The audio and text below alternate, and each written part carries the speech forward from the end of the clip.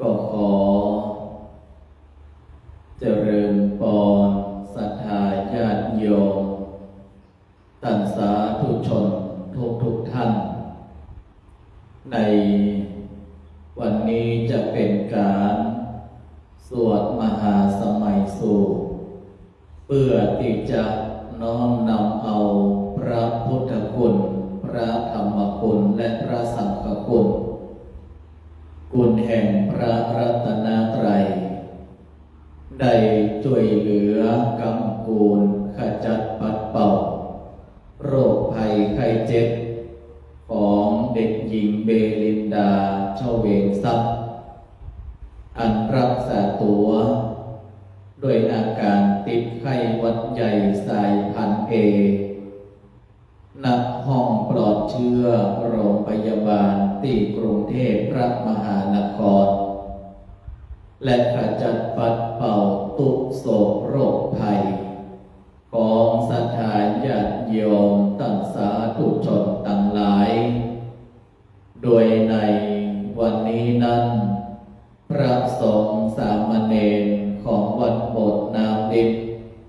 จักได้สั่งสวดสาธยายในบทมหาสมัยสูตรขอศรัทธาญาติโยมท่านสาธุชนทุกท่านได้น้อมสดับรับฟังบทสวดมนต์มหาสมัยสูตรแม้ว่าท่านเปิดคือเสียงนี้ก้องกังวานอยู่ในบ้านของท่านก็จะสามารถให้บ้านเฮานั้นจุ่มเย็นเทวบุตรเทวดาเจ้าจักได้มาอนุโมทนาตามความเชื่อในบทมหาสมัยสูตรและท่านทั้งหลายได้จัดตั้งน้ำกรวดแบบนี้ทางเหนือเรียกว่าน้ำหยาดเมื่อบทมหาสมัยสูตรได้จบลงไปอาตมาภาพก็จะปาศรัทธาญาติโยมทุกท่านได้กรวดน้ำหยาดน้ำทั้งหมดทั้งมวลนั้นจะเป็นพิธีกรรมแบบล้านนาท่วงทำนองในการเจริญพระพุทธมนต์มหาสมัยสูตรนั้นก็จะเป็นท่วงทำนองแบบล้านนาก็ขอศรัทธาญาติโยมท่านสาธุชนท่านทั้งหลายได้น้อมนำเอาบทมหาสมัยสูตรนี้เข้าบ้านเข้าจองเป็นสิริเป็นใจยะเป็นมงคลต่อท่านทั้งหลายในเมื่อค่ำยามแลงนี้เป็นลำดับไปต่อไปจะได้กราบพระรัตนตรัยและกล่าวคำยอกุลพระเจ้าแบบโบราณล้านนากรา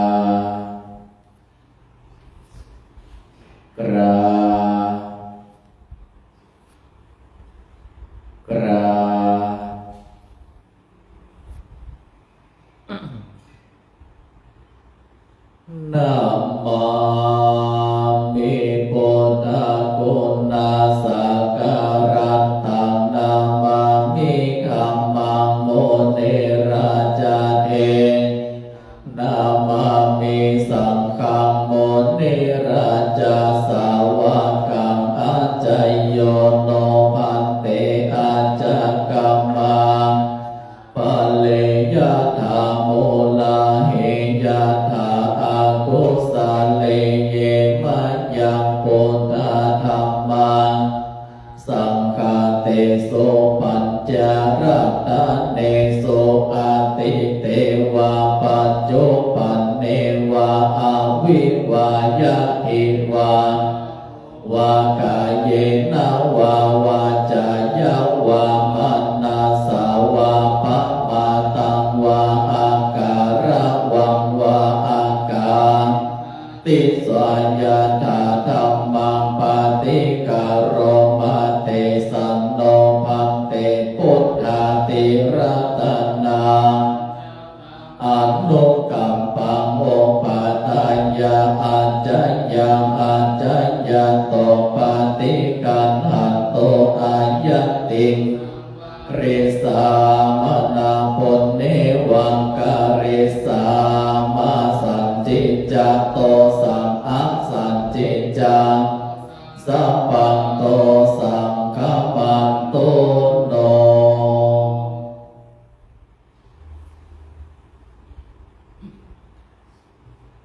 โยโสภะคะวา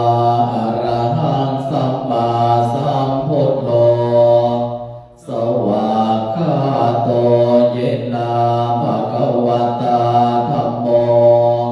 สุปฏิปันโนยัสสะภะคะวะโตสาวกสังโฆ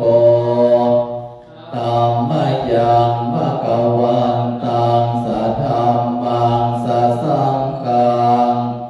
อิเมหิสกาเลหิยัทธาระหังอโรหิอภิปูชยามาสาธุโตพันเตภะคะวาสุจิราภรินิพพุโตปิปัจฉิมาชนะตานุกัมปมานาสาอิเมสกาเลทุกขตปันนาการะโพเตปฏิกังหาโตอัมหากังภิกรตังหิตายาสุขายาอรหังสัมมาสัมพุทโธภะคะวาพุทธังภะคะวันตังอภิวาเทมิสวากขาโตภะคะวะตาธัมโมธัมมังนัมมัสสามิสุปฏิปันโนภะคะวะโตสาวกสังโฆสังฆังนามามิ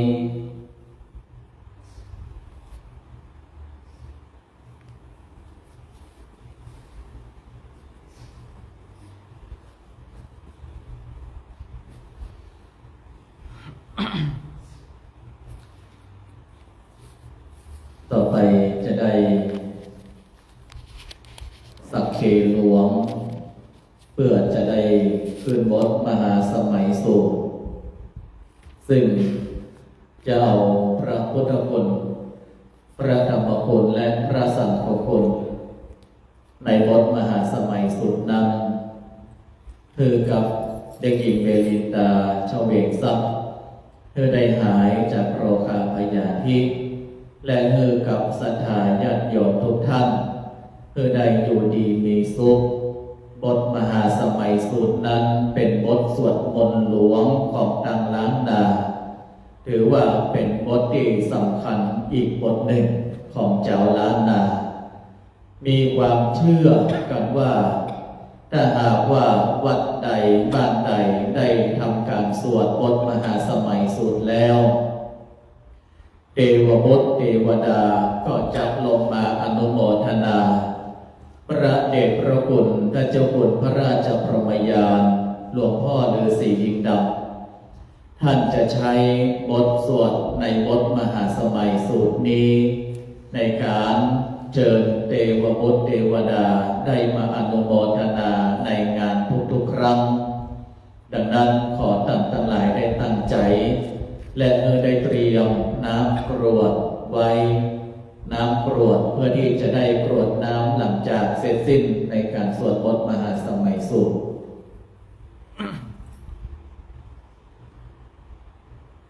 สักเกกาเมจโรเปกิริสิกรตเตจันตริเกวิมานเนทิเประเทจกาเมตรุวนากหะเนเกหวตุมิเขเตโอ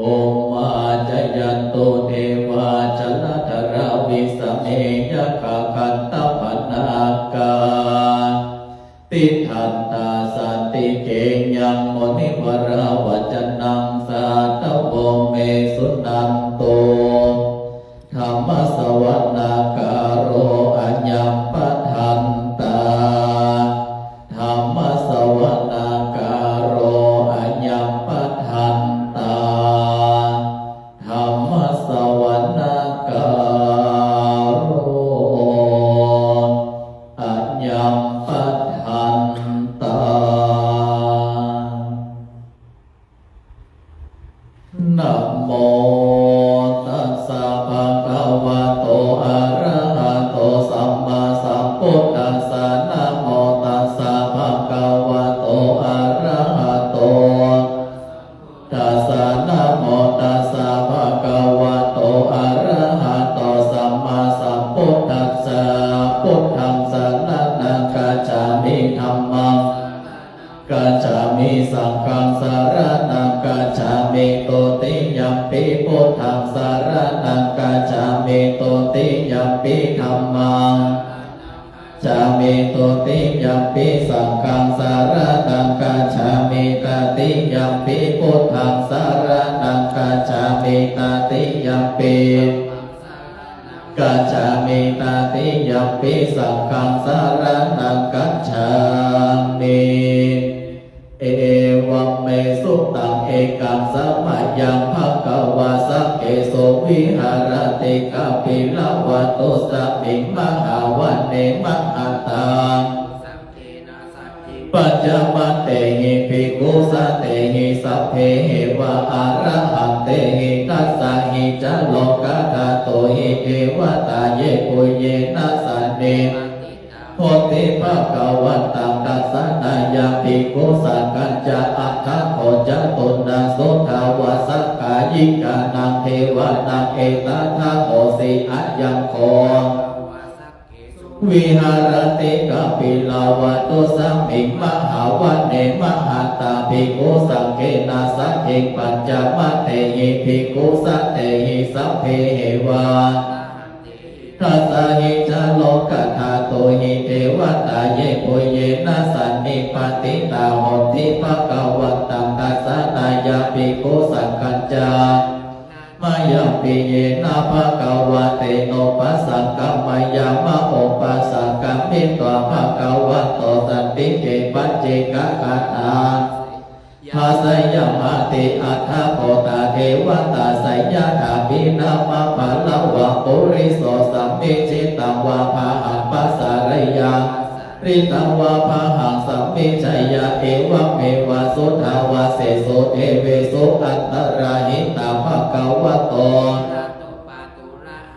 อัตตะโพตาเทวตาภะคะวันตังอาภิวะเนตวะเอกามันตังอัฏฐังโสเอกามันตังทิตาโกเอกาเทวตาภะคะวะโตสันติเกอิมังคาทังมหาสัมมัยโยภวันตัสสะเมเทวะกายามัตมะกะตาอาคาตัมหาอิมังธัมมะสัมมายังตักขิตาเยวะอัปปราชิตสัง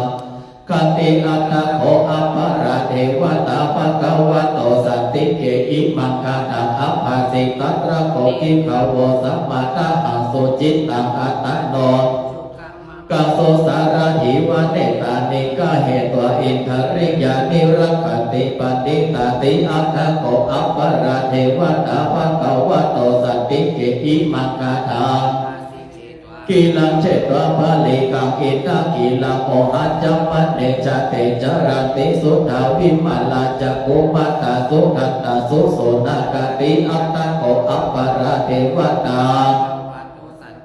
อิมังคาทังอัปหาสิเยเกจิพุทธังสรณังกัตตาเสนะเตกัมมิสันติอัปปะยะโภมิมหายามโนสันเตหังเทวะ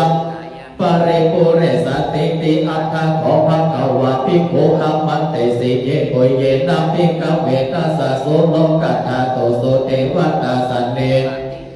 ถาคตังทัสสะนายาภิกขุสังฆัจจะเยภิเตภิกขเวอัพเหสุขัตติตมัฏฐานังอรหันโตสัมมาสัมพุทธาวันดานังเอตาปรมาเยวะเทวตาสันนิปันนิตาอะเหสุสัญญาถาภิไมหังเอตาราหิเยภิเตภิกขเวภเวสันติอนาคตมัฏฐานังสัมมา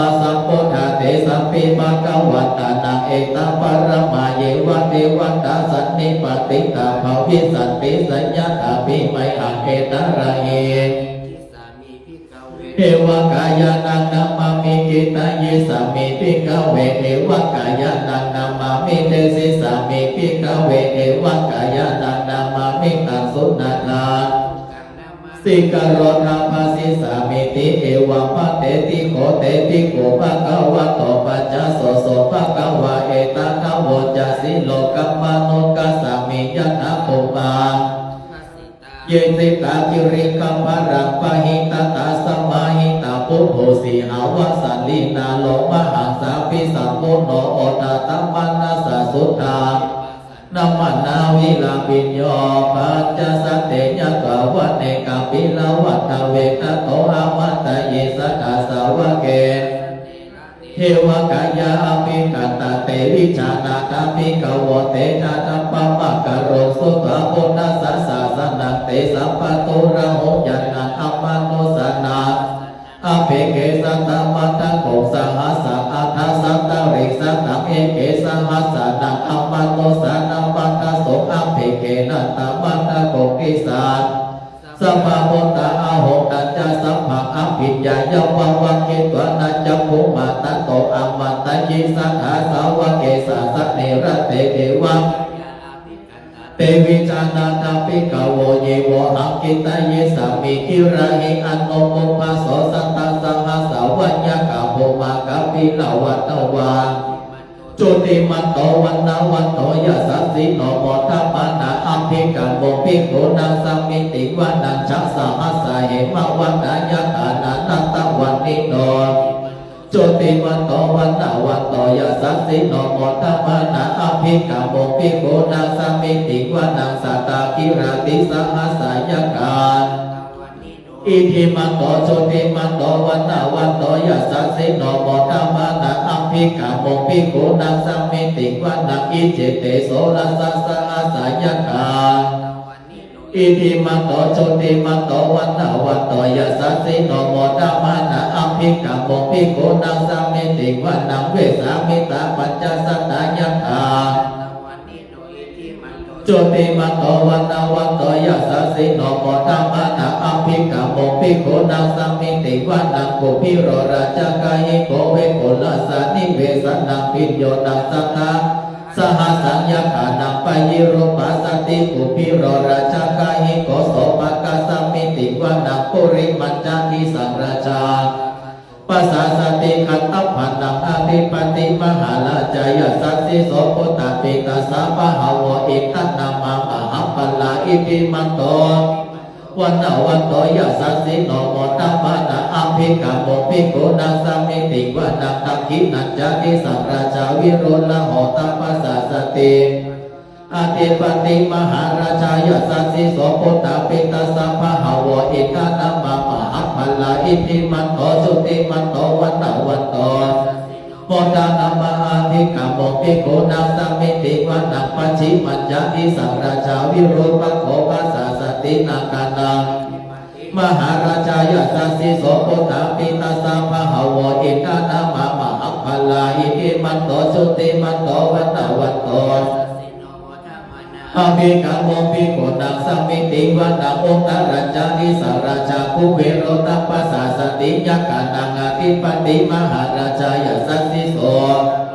ภะหาวะอิทันนามะมหาปัลลาอิติมันโตจุติมันโตวันนาวันโตยะสัสสิโนโมทัมมานาอภิกัมโมภิกขุนังสัมมิติวานังปุริมานิสัง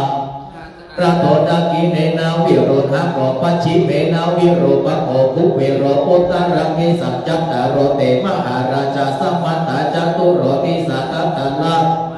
นาตาตาโสวะเนกัมปิลวัตตเวเตสัมมายาวิโนตัสสะอาโกวัจจานิกาสังฆามายาโคเตโตเวเตโตวิโตจวิตุโตสหา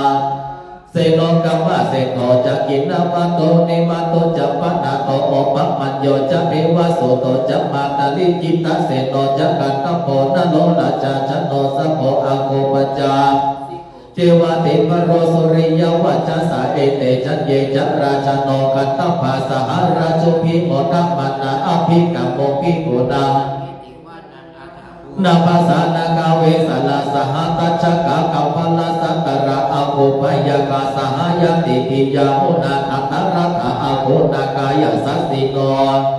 วันโนมหานาโคโสปะกะสัมมิติวานาเยนะกะลาเชสหสหรติอิปาติชาปกิวิสุทธะจักโกเวหายสา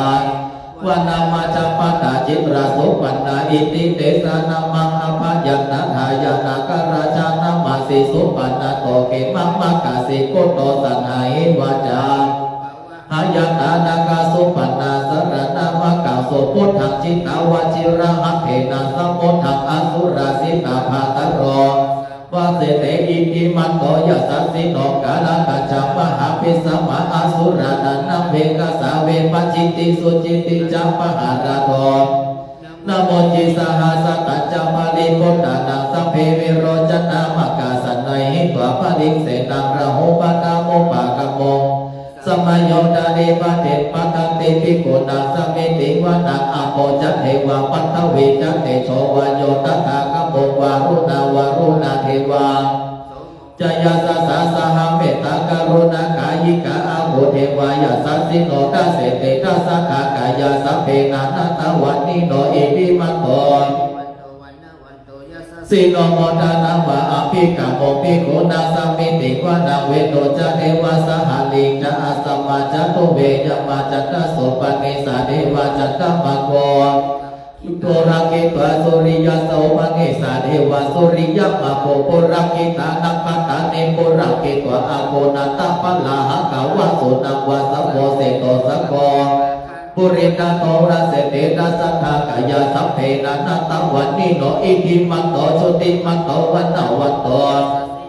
ธรรมานาอภิกามโมภิกขุนังสัมมิติวานังอัฏฐาโกสัทธะโพเทวะจัลลัมมะกิสิขาริวะอริกะกะจัโรจาจัปปะโมภานิภาสิโนวารุณสหธรรมาจัอันตุตาจัอันเนจักาสุเลยาโรจิระอาโกวะสวะเนสิโนทัสเสติทัสสะตากายาสัพเพอิทิมันโตจุติมันโตวันนวันโตยาสัสสิโนโมทัมมานาอภิกามโมภิกขุนังสัมมิติวานังสัมมานามหาสัมมานามาโนสามาโนสุตตมากิตาปโนสิกาอาโกมันโนปโนสิกาอัฏฐาโกหารัญโยเทวาเยจาโมหิตวาสิโนปารกาปารกาอาโกเทวายาสัสสิโนทัสเสเตทัสสะขากายาสัพเพนะนัตตวันนิโนอิทิมันโตจุติมันโตธรรมานาอภิกามโมภิกขุนังสัมมิติวานังสุขะกะโรหะอรุณาอาโกเวกนัสสะสหโมทานัพไพหาปัมโมกะอาโกเทวาวิจักขณาสกามตาหรกชาสนิสกาจยสัสสิโนทานายกาคาปจุโนโยติสาอภิวัตติทัสเสเตทัสสะตากายา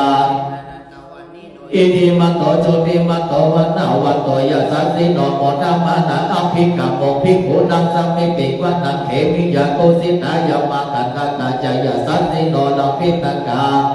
ลัมมาเสนาโจติมันนาจักอาสวานิมานรติโนอาโกอัฏฐาโกปารเนมิตาทัสเสเตทัสสะทากายาสัพเพนะนัตตวันนิโน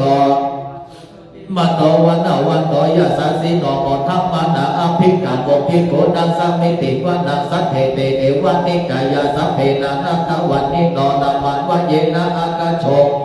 สติสาสหปวุณชาติมังคีลโมกาตินามานาสวังตังเขโมกังตารังนาคังจัตตังวะอาสินาสิตังสุปรมาปรมัตโตอิทิมันโตสหสันนังกุมารโรติโสจาโตมะกัสสมิติวะนังสหสัพพมะโลกานังมหาพระมะปิติตเต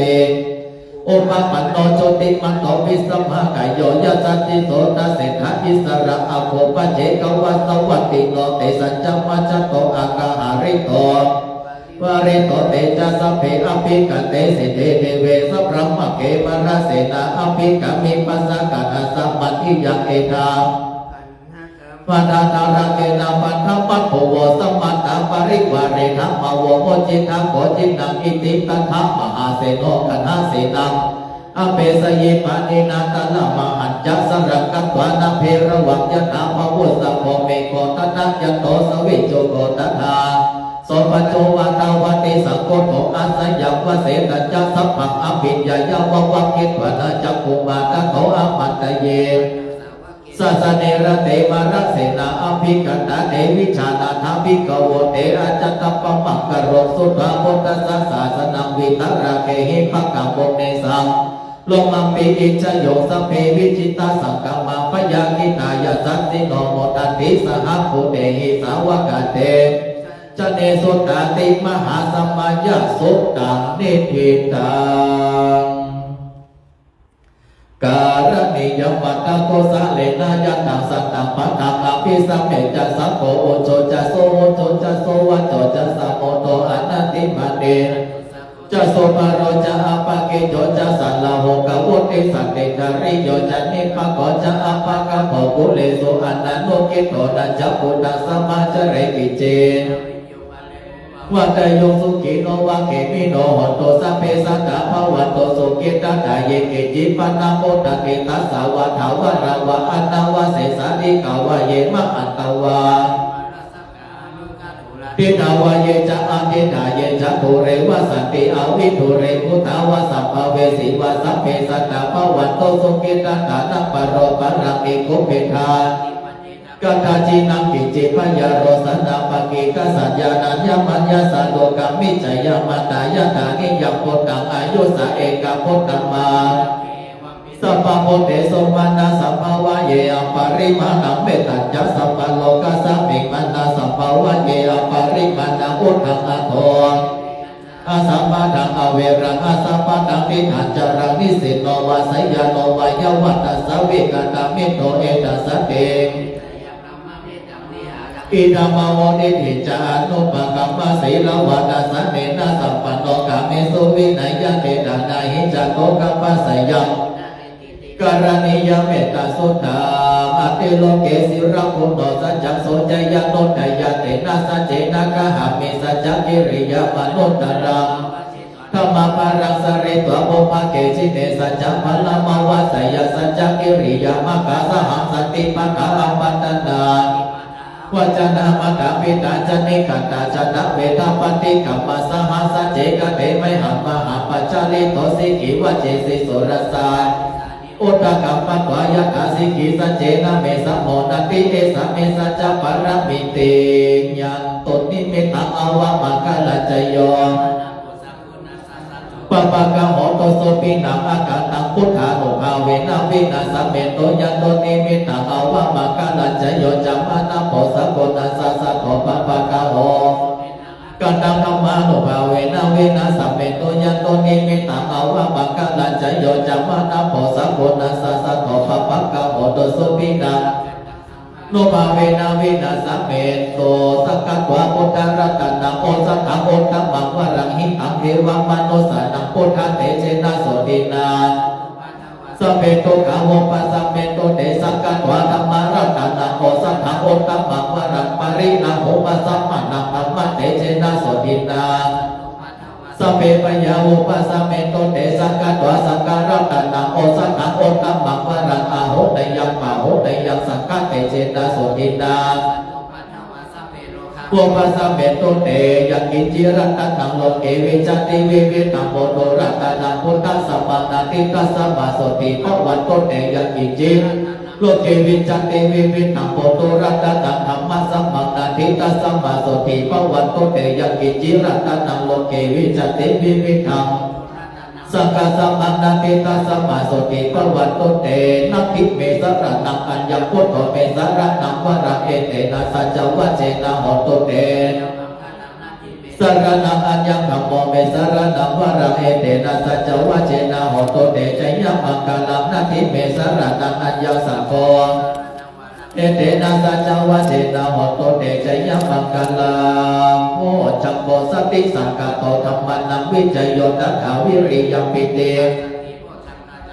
ปเรสมาโตเปกะโพจักกาสัตเตเตสัพพะตัสสินาโมนินาสัมมาตกะตาภาวิตาภาโหลิกตาสัพพะตันติอวิญญาญานิพพานายะจะโพธิญาณเจนะโสติเตหนโตสัพพะทาเอกสัมมิงสัมปะเยนะโตโมคคัลลานะจักกะสัพพะกิลาเนตุกิเตวิสวะโพจักเกสัตตะเตสยิเตจตา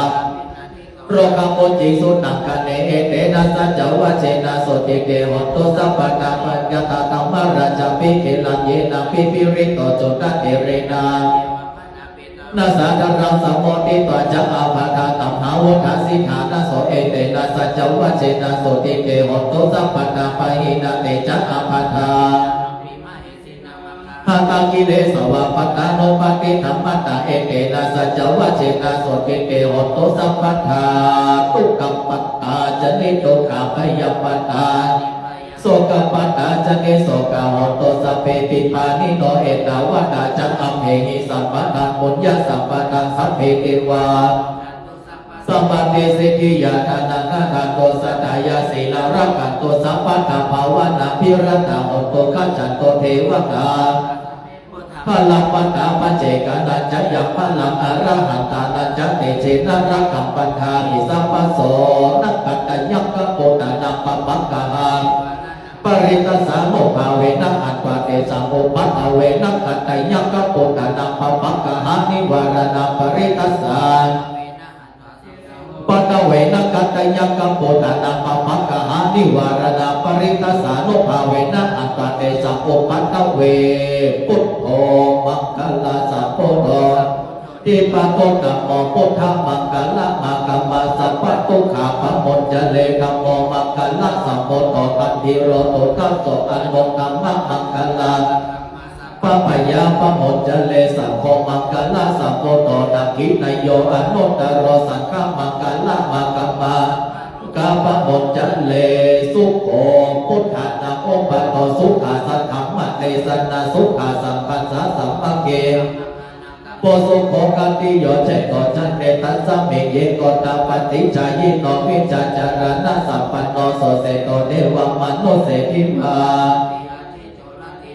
ติจานิมาสันนาโตกันติโยตัปฏิจายิตัปฏิพระมโนอัตตะสัมภะมโหรตัมพุทโธตัปฏิสาอัพโลกัญญาปะละมาลาภาสัตตุเทปะละมังกะนังวิสาสะปะละมายาติปะระมังสุขังอิมัสสมิงมงคลจักรวาลทั้งแปดทิศประสิทธิจงมาเป็นกำแพงแก้วทั้งเจ็ดชั้นการห้อมล้อมรอบทั่วอนัตตาราชเสมานาเขเตสมันตาสัตโยชนะสัตสหัสสานิพุทธาจาราราคันโตสุราคันโตอิมัสสมิงมงคลจักรวาลทั้งแปดทิศประสิทธิจงมาเป็นกำแพงแก้วทั้งเจ็ดชั้นการห้อมล้อมรอบทั่วอนัตตาราชเสมานาเขเตสมันตาชนะสัตตสหัสสานิธรรมจาลาปริงเขเตราคัตโตโตอิมัสสมิงมงคลจักรวาลทั้งแปดทิศประสิทธิจงมาเป็นกำแพงแก้วทั้งเจ็ดชั้นห้อมล้อมรอบทั่วอนัตตาราชเสมานาเขเตสมันตาสัตตสหัสสานิปัจเจกพุทธาจาราปริงเขเตกันโตสุรากันโตอิมัสสมิงมงคลจักรวาลทั้งแปดทิศประสิทธิจงมาเป็นกำแพงแก้วมาป้องกันห้อมล้อมรอบทั่วอนัตตาราชเสมานาเขเตสมันตาสัตโยชนะสัตตสหัสสานิสังฆาจาลาปริงเขเตราคันโตสุราคันโตต่อไปสวด ร้ายเพิ่มกลายเป็นดี จากดีก็ขอให้ดียิ่งขึ้นไปนะโมพุทธายะพระพุทธในรัตนญาณมณีนพรัตน์ศีสหัสสะสุธรรมาพุทโธธัมโมสังโฆยะถาพุทโธนาพุทธาปูชาธัมมาปูชาสังฆาปูชาอาคิทานังวรังคันธังสิวลีจมหาเถรังอาหังวันทามิทุระโตอาหังวันทามิทาตุโยอาหังวันทามิสัพพโสพุทธาธัมมาสังฆาปุเชมิต่อไปสวดพระคาถาเงินล้านสัมปจิจามินาสังสิโม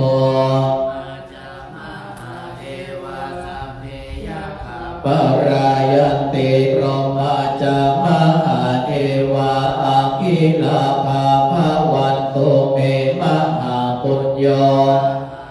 โภภาวันโตเมมิเตภาโหหาติพุทธามาอาโอนะโมพุทธายาวิราโภนายังวิราหิงสาวิราธาสีวิราธาสาวิรัง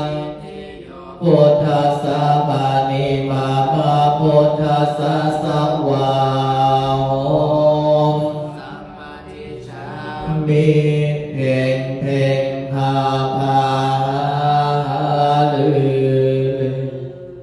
ลือจากที่นังสักโคนานังสังจะโสหรือพุทธเจ้าหรือมหาตังหรือพุทธรูปังหรือธรรมะเปสนังหรือพุทธสัจจิตังหรืออิทธิจิตังปิยังมุปัปปนะหรือ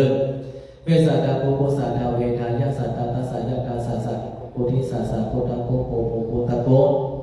โกโกกะเตโกโกกะตังอิเตปัญญังปิยังมะมะโกโกแม่มะเลสังกิกากะโก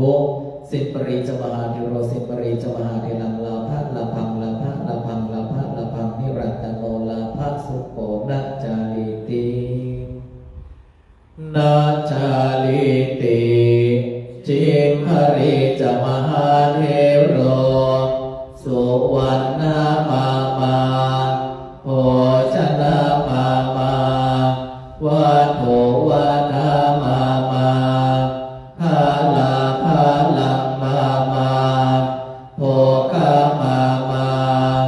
มาหาลาโภมามาสัพเพชนะภาโหชนะภาวันโตเม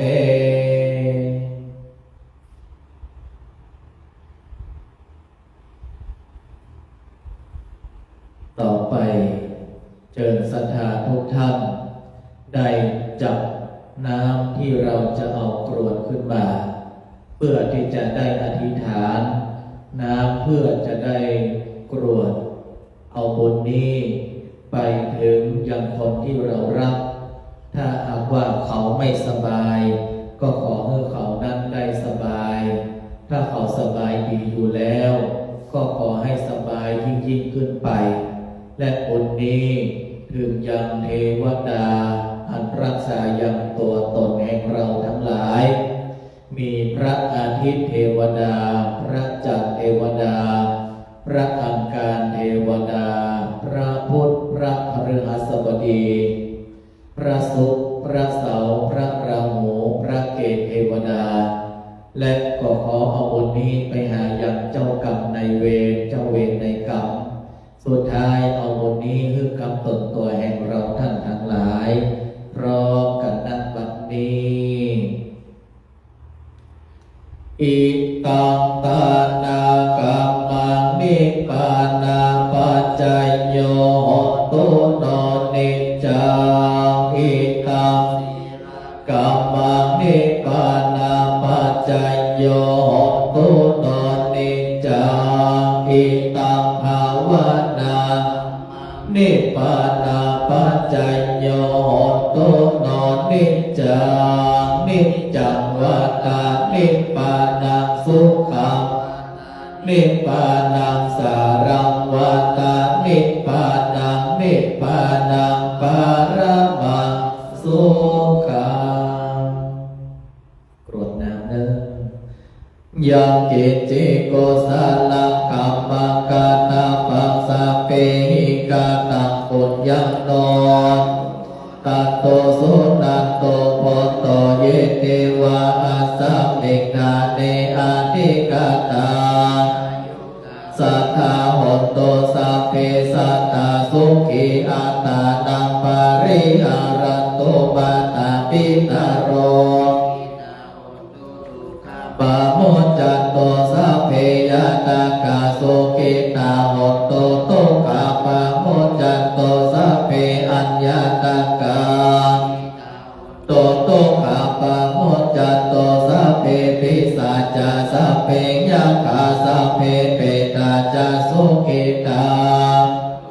ปะโมจจันโตสัพเพนัคขัตตาสุขิตาโหตุตุกะปะโมจจันโตสัพเพเทวาโหตุตุกะปะโมจจันโตสัพเพอาจาริโยปัจจัยยาสุขิตา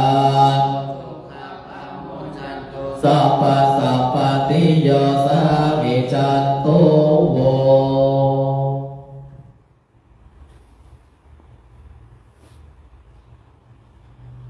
กุศล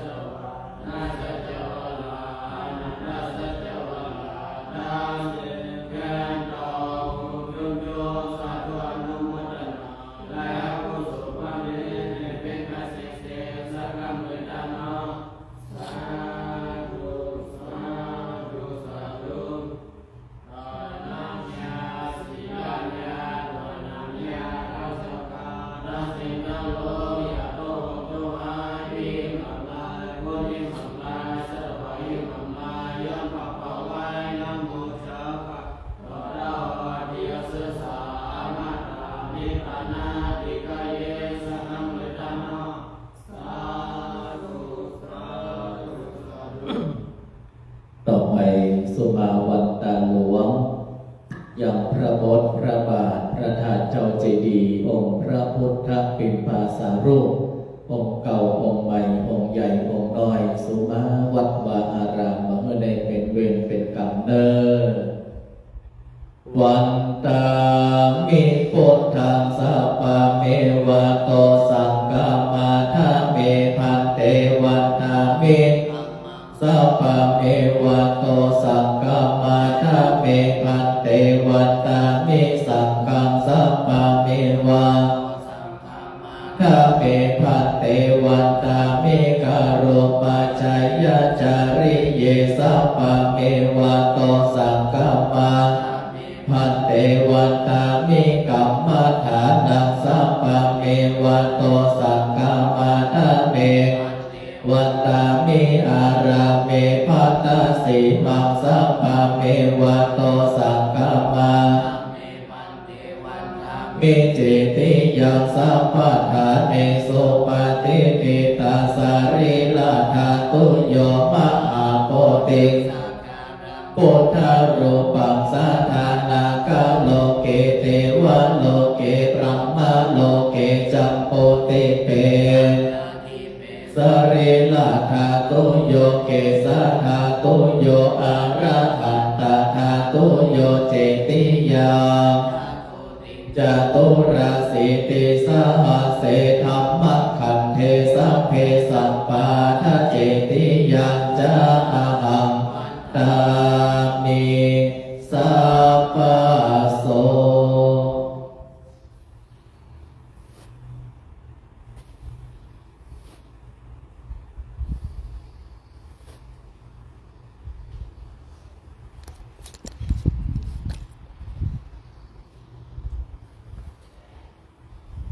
ต่อไป สมาวันตาหน่อยรูปเหมือนครูบาเจ้าศรีวิชัยวันตามิพันเตสัพพังอาปาราทังกามาตาเมพันเตมยังบุญยังสามินาอนุโมทิตาปังสามินากาตังไมหังตาตาปังสาธุสาธุอนุโมทามิ